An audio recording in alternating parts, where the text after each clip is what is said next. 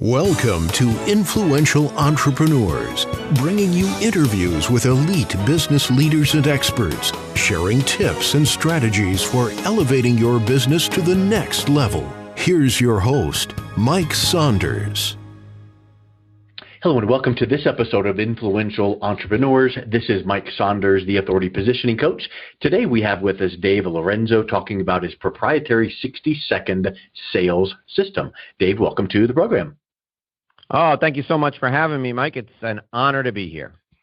Well, I'm super excited about hearing about your 60-second sales system, and I didn't even practice that before I said it. It just flows really well because A, people know they need help with sales, B, they want a system, and C, they want it to be fast and easy. So all of those 60-second and system, boy, sounds exciting. Before we get into that, give us a little bit of background on yourself and then what led you to create this system for sales. Sure. Thanks very much for asking. I was a business developer from the day I was born, really. I actually came out of the womb talking and probably talking way too fast. So when I started my career, I was actually a bellman carrying bags in a hotel, and I worked my way all the way up to leading a brand for Marriott International. And I took the startup of the Executive Stay brand from $0 to $50 million in 3 years. And after having a very successful career in the hospitality industry, I was recruited to start a consulting business for Gallup. Most people know the Gallup poll. Well, they have a good consulting business, very good sized consulting business. And I took that from startup to $250 million in annual revenue in 6 years. And although I had all kinds of responsibilities, the core of any success I ever had was in developing relationships and then deepening those relationships over time. So that's where the 60-second sale really comes in. You know, people pick up the book and they think to themselves, oh, this is great. I'm going to make $1 million selling stuff in a minute. Well, you really got to lay the foundation and the groundwork for that relationship. And once you have a strong relationship with your clients, they'll take your recommendation and they'll buy what you have to offer in 60 seconds if they see the value in it and if you've been honest, forthright, and you've delivered value in the past. So it's like being an overnight success, but it took you 20 years to have the fortitude and the experience and the testimonials and the knowledge to be that overnight success. Precisely. Yep. But let me clarify that 60 second. Maybe it's not, let's start the stopwatch, and it is 60, we get that, it's just a number. But are you saying that you teach people how to effectively, clearly communicate their sales proposition in a short period of time so that it's understood and then the prospect can make a buying decision? Well, I think it's more along the lines of I help people develop relationships and demonstrate their external orientation, deliver value over and over and over again. And then when the person turns to them and goes, you've given me so much value, what can we do together? How can I help you? All you need to say is, well, simply, you can help me by, you told me you needed a great luxury vehicle. You can help me by buying one of these fine luxury vehicles. I know this fits your profile. It fits the mold of who you are, and it's super reliable, and it's exactly who you want to be. When you sit in that car, you become the exact person you said you wanted to be. So take a seat in here, and if you like it, let's do business. And that's it. I mean, if you have the relationship, if you've delivered value over and over again, and I glossed upon something that is probably the most important thing in business and in life, and that's having an external orientation. When we were kids, we were taught, do unto others as you would like them to do unto you, right? It's the golden rule. Treat people the way you want to be treated. Well, in business, we often, people think you have to sell by, constantly showing benefits and features that meet people's needs and, never take no for an answer and push, push, push. That's not the way it works. The way it works is you deliver value first, you deliver value second, and you deliver value a third time. And then people step back and they go, who is this person that cares this much about me? Who is this person that's so concerned with my success? I got to know more about them, and I want them around me. And even a terrible salesperson will be able to sell millions of dollars in products or services if they are externally oriented and they stick around long enough. That's a huge point. And I think that when you think about sales or people in sales or trying to sell their product or service, I believe that it's so tempting to just get to the part where let me tell you about my thing. And I like your external focus. It reminds me of an old speaker's thing that I heard from Brian Tracy at one of his seminars years ago. And you probably heard this, I'm confident of, but I love using it. What's everyone's favorite radio station? WIIFM. What's in it for me? And if we can be externally focused on what that prospect is interested in, what's in it for them, not use the salesperson. Now you're talking about, you're not saying, well, our car dealership and the model of this car is, no. You're like, well, and see, you did that when you did that quick little role play pitch just a second ago. You already did that, and because you're well trained and well versed, but you already were going, well, it'll make you feel this, and it'll make you the person you are, and look how it feels when you sit in the car. And now all of a sudden, it has nothing to do about the dealership or that salesperson. It's all about the person. So switching that mindset and being externally focused is a really, really huge thing. I love that you brought that up. Yeah, selling is essentially helping people in exchange for financial compensation. I work with a lot of professionals, and professionals can't get out of their own way when it comes to sales. They're intimidated by it. They think that they're going to be on a used car lot, hawking something that's not right, and they're just pushing themselves on people, and nothing could be further from the truth. What you're looking to do is you're looking to help someone make money, save money, or reduce risk. You're solving problems in exchange for money. When you walk up to someone and you say to them, we've met before, we work together in this area, what's going on, and how can I help you? The person says, well, what do you mean? How can you help me? Well, tell me what you're here for. What are you looking to accomplish? Well, I want to help you. Let me see who I can introduce you to. Let me see if I have something that I can do in order to help you. Who refuses help? Well, two types of people refuse help, right? Psychopaths and egomaniacs refuse help. Everyone else loves to be helped. I guarantee today, if you're listening to this and you're in your car driving and you see someone on the side of the road and they have a flat tire, if you pull over and you say to them, hey, can I help you? Let me help you with that. The person's going to go, oh, thank God you're here. They're not going to go, oh, I don't want any help. I want to struggle with this and get my suit all full of grease. They're never going to say that. And they're not going to say, hey, what do you want out of this? What are you trying to get? No, they're like, thank you for stopping. Right. They're never going to say to you, oh, I only got $5. I can't afford you. They're not going to say that. They're going to go, yeah, grab the lug wrench and get over here. Yeah. Hey, you've brought up a word several times, and I know it's part of your ethos and mantra, which is delivering value. And there's many applications of this. I've interviewed Bob Berg several times, and his wonderful book, The Go Giver, is great. So it talks about that. Give value, give results in advance, serve and give.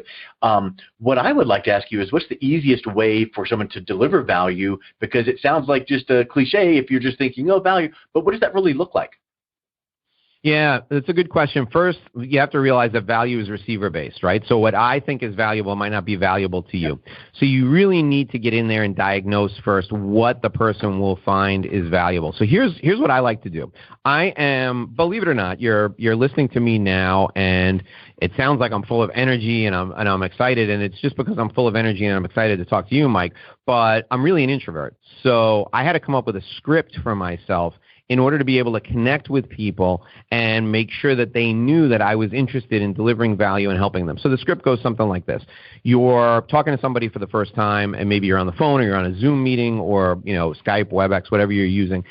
You say to them, hi, my name is Dave. What's your name? This works at a cocktail party back in the day when we used to go to cocktail parties and we will again in the future, right? Yeah, hi, my name is Dave. What's your name? If you don't say what's your name, they're not going to tell you. So, hi, my name is Dave. What's your name? My name is Mike. Mike, it's great to meet you. Let me ask you something. What do you do for work? And then the person answers. No matter what they say, Mike, it could be the most mundane job in the world. I'm an insurance actuary. You turn to them and you go, that's fascinating. How did you get into that? Right? Yeah. So they begin to tell you their story. Now you've opened up a whole new world where they think you're the greatest conversationalist ever because they get to talk about themselves. So they start to tell you their story, and you say, how's things going? How are you making it through the pandemic? How are you, what do you think is going to happen in 2021? What are you looking forward to in the first quarter? What are your goals? What are your expectations? And they'll be thrilled to tell you again. They'll tell you, well, here's what we're doing. We've added this new offering, and we're looking forward to doing this, and we've got a strategic alliance going over here. Really cool. I know somebody who does, and then you mentioned some way that you might be able to help them. Would you like me to introduce you? And they're going to be blown away. And, of course, they're going to say yes. And that's the first way, the easiest way you can deliver value. Now, here's what's going on there, okay? What we've done is we've done something really sharp. We've not just delivered value to the person we just met. We've also delivered value to the person we're going to introduce to them. Why? Because they might be able to do business together. Somebody will make money and somebody will have a problem solved. Or they might be able to form a strategic alliance and market to people together. There's all different ways that this will work out well. Now, there's a little variation on this. I occasionally get this, and somebody says, well, I'm not that quick. What if I can't think of somebody that I can introduce them to? Really easy. Say, listen, it sounds like you've got a great business, and just from talking to you, I can see you're a really genuine person. Who can I introduce you to that would change everything for you? You ask that question, and if nothing else, it's going to spark a really interesting conversation. Why? Because people will automatically go to a place where they're thinking, maybe I could meet Oprah, or maybe you could introduce me to. They're gonna think big, and you're gonna say, well, I probably can't do that, but I can do somebody like this. What would you think of that? So what you're doing is your whole conversation is centered around helping this person achieve their goals. You just met this person 10 minutes ago. They're going to walk away thinking to themselves, man, I wish I had met this guy 10 years ago. So that's the quickest way to deliver value, especially with somebody you don't know. And I like I perceive it as a slight twist in the one question you asked there, because I think typically in referral getting conversation trainings, you will hear someone say, hey, I do a lot of networking, and when I'm out networking, what's a good introduction I can be on the lookout for you to send you for referrals? And I feel like that sets you up for failure, because now they go, oh, well, I look for people this, and this, and then it's like no referrals come, and I might not be able to send referrals. So I think that it's a way better twist the way you said it, which is who could I introduce you to that could change everything? And now you might easily be able to get one of your strategic alliance partners or networking partners, but not referrals for a client, because I think then that person you're talking to is thinking cha-ching, back pocket, yes, send me a client, and you might not have the capacity to do that. Yeah, what you're doing here is your whole world is all of a sudden built around the person who's standing across from you, and that's what you're trying to convey to them. So you genuinely want to make a connection that could be a lifelong business alliance. So what I don't like about the whole networking thing is immediately people begin to think to themselves, oh, this guy's he's in a leads group, and he has a number of referrals that he's required to make, and I'm just going to be a name he writes on a slip of paper and passes at a weekly meeting. Instead, I want them to think, man, this person really they seem like they really want to help me, and they're asking questions that demonstrate that they're concerned, or that they care, or that they want to help me grow. And when people feel like you're in this to help them, and keep in mind the tone of this is super important, right? You can't come off as, you can't be the person who's walking around the room collecting business cards, sticking them in your jacket pocket. They can't have that impression. They have to have the impression that it's almost like you came there specifically to meet them. That's what you have to think. In the back of your mind, you have to think to yourself, how can I make this person feel like I came to this meeting, or like my whole day was built around this moment when I'm first meeting them? If that's your mindset going into the conversation, you're never going to fail, because it'll just ooze out of you. It'll come through your pores. And that is a very specific approach to what you talked about, but I'm going to circle it back around to the giving of value. even though that might not at the moment have been a connection made like, oh, here's this person I'm going to refer you to and here's their number. Maybe there's not that, but just the conversation and the intent that you have, slowly and genuinely making that, idea.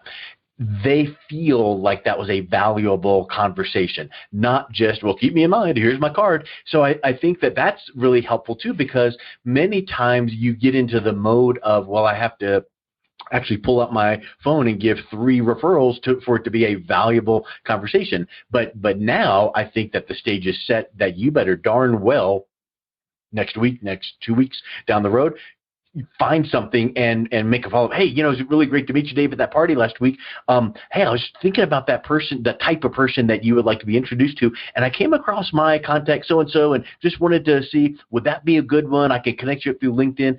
And now that person, even if that's all you did, strategically at that first, you've started that momentum going, right? Absolutely. Absolutely. The one thing we all crave that we don't get enough of is recognition. So the minute that you call that person afterward and say, hey, it was really great meeting you. I've been thinking about our conversation and I got the perfect person for you. Let me tell you about them. And then you talk about it. The person thinks to themselves, you've been thinking about me? You've been, since we left, you've been thinking about me? Well, nobody tells me they've been thinking about me. Everyone is under-recognized. So if you want to deliver value to people, you can deliver value, Mike, in a way that is so easy. One of the things I tell my clients all the time, and very few of them do it, but the ones who do are overwhelmed with success. Here's a strategy people can do like right now. Go to CVS, Walgreens, whatever your local pharmacy is, and buy yourself some blank note cards, just blank note cards that fold over and go in an envelope, and go through your database, reach out to people who've referred you business in the past who you haven't talked to, and jot this down on the note card. Dear, put their name in, Dear John, I was just thinking about you and the time we had when we went to put in something that you did together. That was really fun. I can't wait to reconnect with you. Let's touch base soon. Can you speak next week? ? Looking forward to catching up, and sign your name. Then handwrite John's address on the front of the envelope, throw a stamp on the front, handwrite your return address on the back. Nothing printed, nothing that looks like it was, run through a machine. You took the time to think about John, to write the note and to write the address on the card, and then drop it in the mailbox and watch what happens. John's going to get that card and he's going to go, oh my gosh, this person was thinking about me. I got to call him. And you're going to get a phone call. If you did that once a year with everyone in your database, half of them would call you and half would figure out how to do business with you. It is uncanny how this works because you're recognizing people. We're all under-recognized. It's powerful, and it's from the Stone Age, but it works like a charm. Well, have you, I'm certain you have, so I'll just assume you have, but Maslow's hierarchy of needs.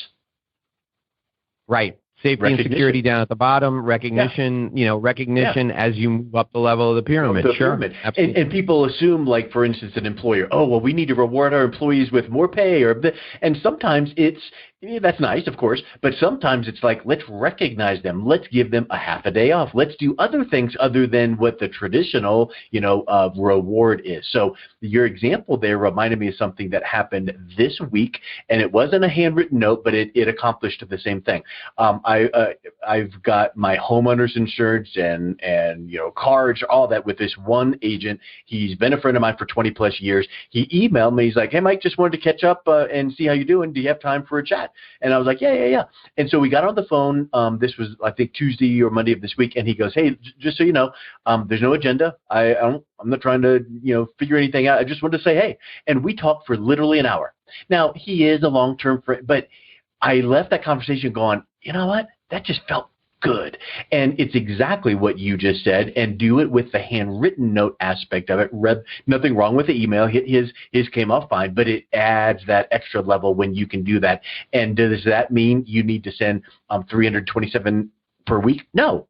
But guess what? How many are you doing right now? 0. So maybe you can set your goal of sending, just as an example, one a day. What if you did that one time per business day?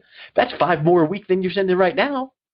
And then you go on from absolutely. there when you start seeing some results. So, it's kind of like someone that does not work out, and you don't want to say work out 2 hours a day, 6 days a week. No way. You say start with 20 minutes, 3 days a week, and now you can go on from there. So I really like that really specific example of the handwritten note, and let's catch up, and you just chit-chat. See what you can do to serve. No, it is. It's absolutely powerful. It's low tech, and it works. 100%. Well, let's do this. I know that you wrap up with just a final thought. I see you're on your website, a free course, 30 ways to get more referrals. And I know that we've talked about, sales conversations. What is a good way that someone can reach out, connect with you, maybe listen to your podcast, all the different ways that they can learn more about your services and the way that you conduct business? Mike, thanks a lot. I really appreciate you asking. So the easiest way is to go to davelorenzo.com, just like my name, DAVELORENZO.com. Now, here's the thing. For your listeners, those of you who are listening today, the first 10 people to email me at askdave@DLorenzo.com. That's askdave@DLORENZO.com. First 10 people to email me their name and address and phone number, I'm going to send you a $25 value, a copy of my book, The 60-Second Sale. Tell me your name, I'll sign it, I'll autograph it right to you, first 10 people. Now, if you're not one of the first 10, I'll give you a link to that course that Mike mentioned, the 30 Ways to Get More Referrals course. It's a 90-minute course. You're going to love it. It'll help you make more money tomorrow, and it's your reward for listening to Mike and his show. So ask Dave at DLorenzo.com, and the first 10 people get a copy of the book. Everybody else after that will get a link to the e-course, and it's my gift to you as a thank you for listening to Mike's show. Dave, can't thank you enough. It was really wonderful chatting with you. Appreciate your time, and talk to you soon. All right, Mike. Thanks very much for having me. You've been listening to Influential Entrepreneurs with Mike Saunders. To learn more about the resources mentioned on today's show or listen to past episodes, visit www.influentialentrepreneursradio.com.